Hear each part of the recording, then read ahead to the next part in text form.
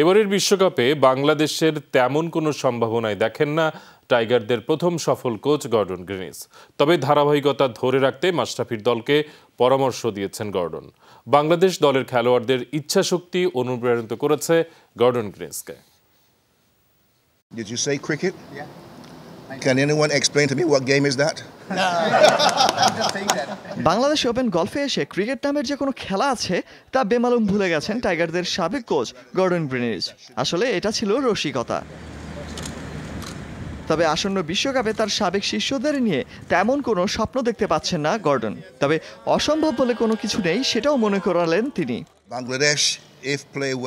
বিশ্বকাপে বাংলাদেশের ভালো করার মতো কোনো সম্ভাবনা আমি দেখি না। টানা এতগুলো ম্যাচে জয় তুলে নেবার মতো খেলোয়াড় নেই এই দলে। তবে নিজেদের ধারাবাহিকতা ধরে রাখা গেলে অসম্ভব বলে কোনো কথা থাকবে না।